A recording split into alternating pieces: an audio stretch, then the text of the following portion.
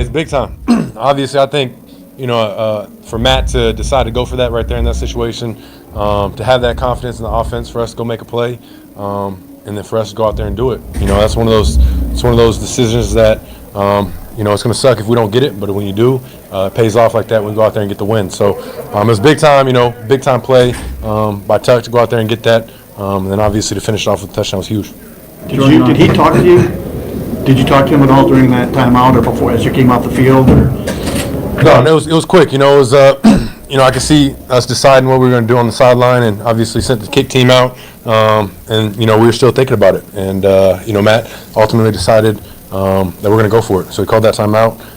But that's really just all Matt having that confidence in us. Is that call designed to go to Tucker, or was it to somebody else that happened to be the one that was open? Or yeah, no, we had 2 plays called, and the play we ran wasn't designed for Tuck, but we got 3 options right there. So the first 2. They did a good job. They're pretty sticky on those, and Tuck did a great job just going up and being able to win. But it's all one-on-one. It's all man across the board. So, somebody's got to go win right there, and Tuck did. What were the first 2? Who were the first 2? Sorry. The first 2 options that you had. It was everybody that was over there. The first 2, we had an out, we had a pivot, and then Tuck on the corner. Coming off the field, you see your field goal unit coming in. How badly in your mind are you wanting to not come off the field and go for that 4th down? What's going to be your mind there? Yeah, it's a tough one. You're sitting there, you're thinking what the situation is, and, obviously 3 points ties it up, but you sit there and you're like, man, there's a lot of time left. So, you'd hate for them to just need to go down there and kick a field goal for the win with that much time and that many timeouts. So, it's obviously a tough decision. You don't have a lot of time to sit there and think about it. But, at the end of the day, I'm glad that, Matt made that decision to go with the offense, and we went out there and executed. Dontavion goes down. You're already missing guys. 6 points in the first half. Where's the conversation like to begin the second half, and where does that confidence kind of come from? Yeah, no, I think first half we didn't play great. We didn't play our best. We had just a lot of drives that just stalled. So obviously we had to find a way to keep getting the best plays and keep finding ways to stay on the field. And obviously the conversations at half are we're much better than the way we're playing. We need to go out there, help the defense out, and start putting up some points. And we did a better job of that the second half. But it's one of those games where you just got to be resilient. You just got to stay in there, keep finding ways every drive to find a way to go out there and get points, and just stay the course, stay together, and find ways to go win it. What's it like from your vantage point watching what Mike is doing right now? Man, it's amazing. I think I can't state enough how fun it is just to have him on this team, and how much of a playmaker he is. In big situations like that, having 3 sacks on the day is big time. So, you can't state enough how much of a playmaker he is. And I think everybody on that defense, the D-line, RG doing his thing, other guys making big-time plays. So it's one of those games where we're just trying to keep finding ways to be as complimentary as possible and keep finding ways to stack it. But, it never gets old winning, so we just got to keep finding ways to keep going. Jordy, at the end of the first half, you get the ball with 7 seconds left. Are you thinking you're just going to kneel it out? Or did Matt tell you, right away, hey, we're going to try to score here? Yeah, no, that's one of those. I'm thinking that we're just going to go out there and knee it. And then Matt made that decision that, hey, let's try and get a play off, get a big chunk, bang a timeout, get in the field goal range. So, I'm glad that we did that. That's another situation where he's got that confidence, that trust in us to try and find a way to go put it in field goal range.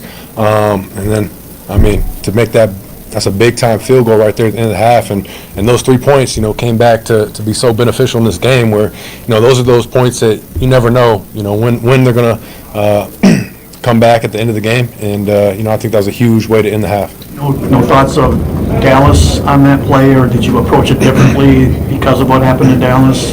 Yeah, no, there's always thoughts of, the situations that have happened in the past, and you can't let that kind of hinder the decision making to go for it. We're always going to try and be aggressive. I love that. I love to go for that situation, and it worked out right there. So that's one where we can go back to the drawing board and say, hey, this is a great situation, a great play to learn from, and keep finding ways to stack it. But Dallas, you got to learn from plays like that and find ways to be better. Josh not 100% again today. Your thoughts on his performance and the positions that he put you guys in, especially at the end? Yeah, Josh is a dog. You're going to get his all every time. And obviously, last week he's dealing with an illness. This week he's dealing with a strain, an injury. So, he's one of those guys that you just know you're going to get his best every time. He loves the game. And he finds ways to make big-time plays and kind of just put the team on his back, and that's what he did today. How much comfort is there anytime you're near the goal line and you know that he's behind you, and just his ability to score? What's that comfort like? Man, I know we're going to be able to hand him the ball. He's going to find a way to get in there, and I think that's obviously a big, credit to the O-line as well. They find ways to create holes for him where he can just punch it in. But I think that's kind of the MO of our offense. We find ways to get down there. We're going to hand him the ball and see what he can do and see what this O-line can do. What was the degree of difficulty on that fourth down throw? It looked like you put a little extra touch on it. Was that just to make sure it was on the money, or did you have to get it over somebody? Or? No, I mean, it was it's just a one-on-one route with Tuck, and he did a great job just winning. And I think when I got to him, I couldn't tell what angle he was going to be taken out of it because there was a little bit of contact, and he found a way to just win, and I just kind of put it out there for him. But I think that's all Tuck right there. Just going and winning that one-on-one. Is that why you put a little more on it, was just to give him so he could adjust the ball if he needed to? Yep, exactly. Jordan, was that on that fourth down, was everything clean at the line of scrimmage? It looked like you signaled like somebody to come across, but then Matthew went outside. Like, was that all clean for you, or did that kind of muddle things up? No, that was exactly the operation for the play right there. Big plays on defense, kind of a few and far between. You get the strip sack from Gary, that kind of changes the flow of the game, and then the defensive line, the 4th and 1, just kind of allows you guys to go win the game, really. Just speak to what that does for the offense, getting you guys the ball with short fields. No, it's huge, and I think that's the area that we've been harping on so much throughout the week. Is I think it hasn't been up to the standard that we wanted as defense of finding ways to create turnovers, and it's one of those things that every week we have ball meetings on trying to find ways to come out with turnovers. And what a big time play by RG right there to get that strip sack, and that's when you can play complimentary ball. We get the ball in great field position, got to find a way to go out there and score. But I think anytime the defense can create turnovers, it's going to put us in a great position as an offense. But we just got to find a way as defense to keep going out there hunting those turnovers, and as an offense finding ways to keep not giving the ball up. That first fourth down throw to Romeo, did that throw need to be flatter, or was that just a miscommunication on your guys' part? I just missed it. I just missed it just a hair, out in front of him too much. We actually, we got to a play and versus a look we thought they were getting to, and they got to something else. And, Rum did a great job winning, and I just put it out there a little too much for him. I can't say enough about our guys. Just from the moment we got on the trip, nothing seemed to go right. To in-game, there was a lot of things that didn't go right, but the guys kept battling, and that's what it takes in this league. And it's encouraging that we haven't played our best ball. Give credit to Arizona. I thought that there was a scrappy team, and we knew that going in. I mean, shoot, they've lost 4 games by 9 points, and then you lose another one by 4. So, but our guys, they're a resilient group, and I'm just really proud of them and really happy for our guys. Hey guys, real quick, Mike is going to do it in the locker room, so if you're waiting on Mike to hear, it's going to be in the locker room. So now we look like assholes for you. No, you can go. I don't care. Go ahead. He had a career night. I mean, I don't blame you, Rob. Feel like a dick. That's right. So you, sorry, Can he say that? yeah, you did. He did. You had a really big decision to make there, and you started running out the kicker, you called the timeout. What was going through you? What made you decide to do what you ended up doing? Well, when our quarterback's coming off and I can see the disdain on his face, and I looked up at the clock, saw how much time was left. It wasn't by any means a chip shot, although Lucas has come in and done a hell of a job. So I just one of those deals where I was like, no matter what we call, this guy's going to make it work.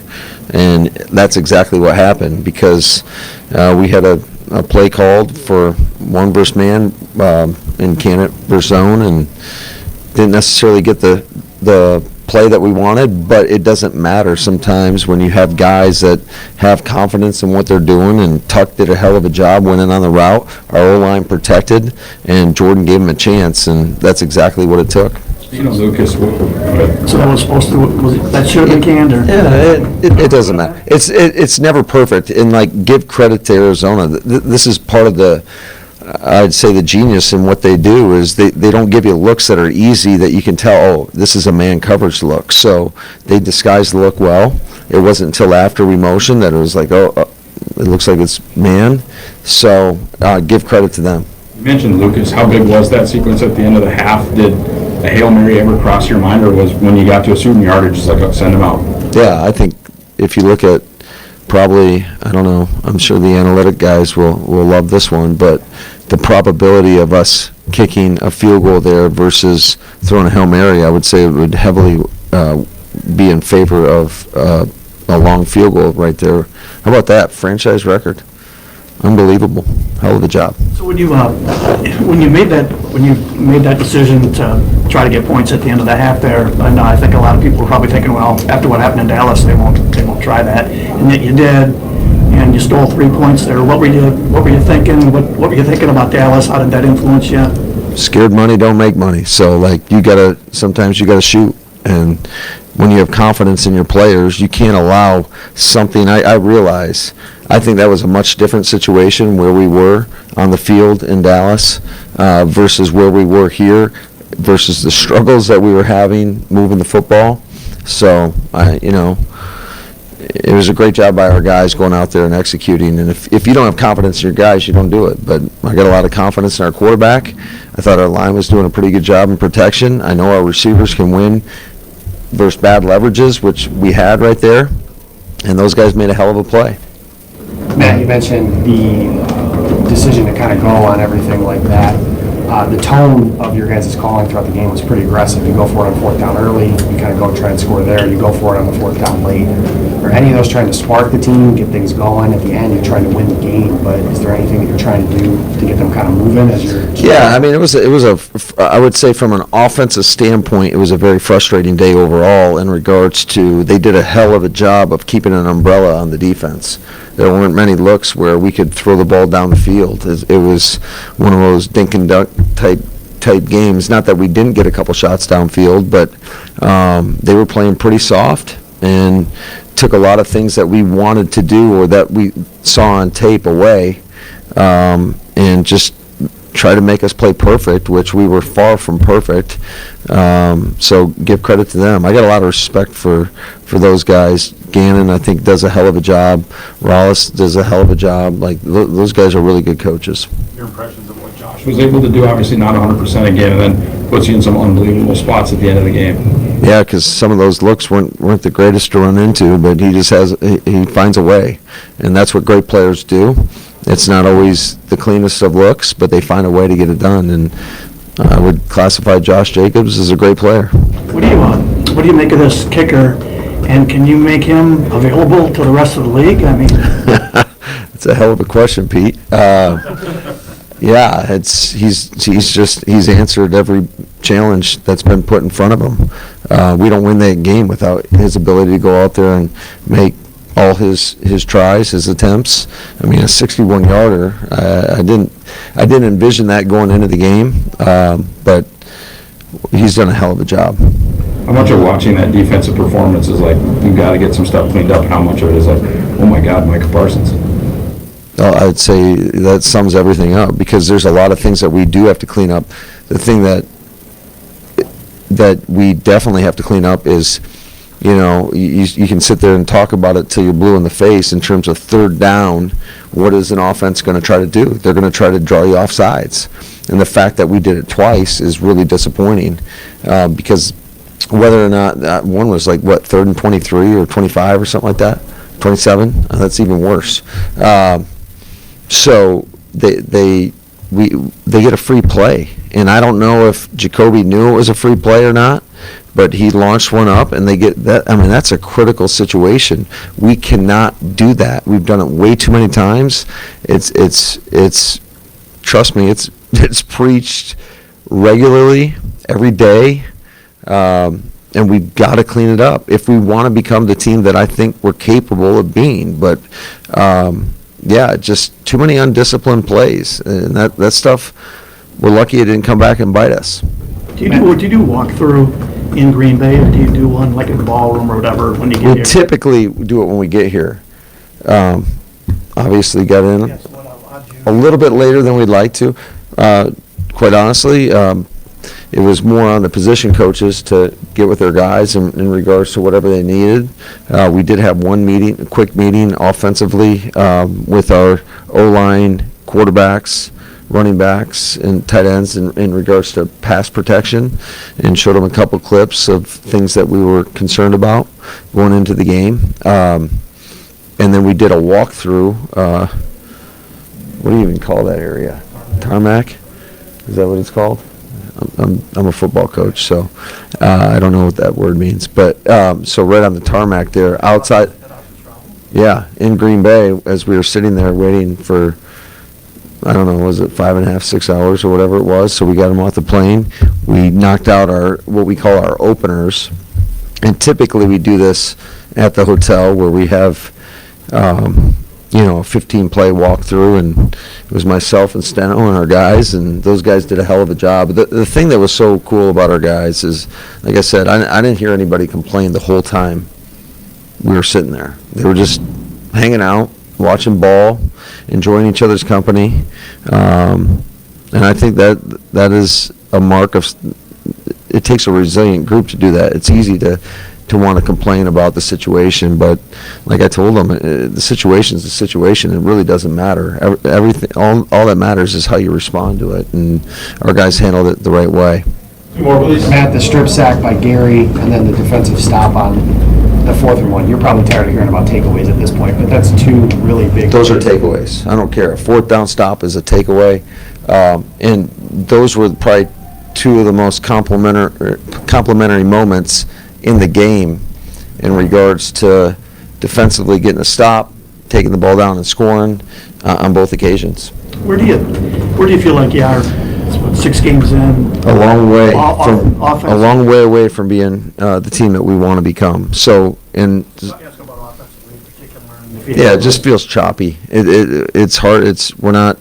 If teams want to play off and soft, then we got to be comfortable, and I'm talking to myself as much as anybody in regards to throwing shorter passes, and you got to slowly matriculate the ball down the field, but we got to get our run game going too, because if people are going to play us in shell and you're not able to run the ball very effectively, it's going to be a long day. It's going to be tough. You're going to see yourself in 3rd and long situations, which we knew going into this game that was going to be critical, because this is one of the best in the league in regards to their 3rd down defense. They do a lot of different things. They have a lot of different personnel groupings, going to give you a lot of different looks, and it creates an uneasiness about what you are going to call and then have to go execute.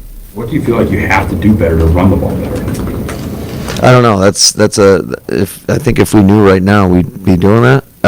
In some regards, I think there's some things schematically. I think it's all of us. It's us as coaches, and then ultimately, there's certain things that we have to execute better. Just in terms of making sure that from an assignment standpoint that we're doing the right things, that we're blocking the right people. Because I do know this. I have confidence in all our runners. I think they're all great. Obviously, Josh he's very special, and if you give them a lane to go hit it, I think they're going to make the right read, the right cut. They're going to make people miss in the open field, and they can really do some damage. But we just haven't done that up to this point.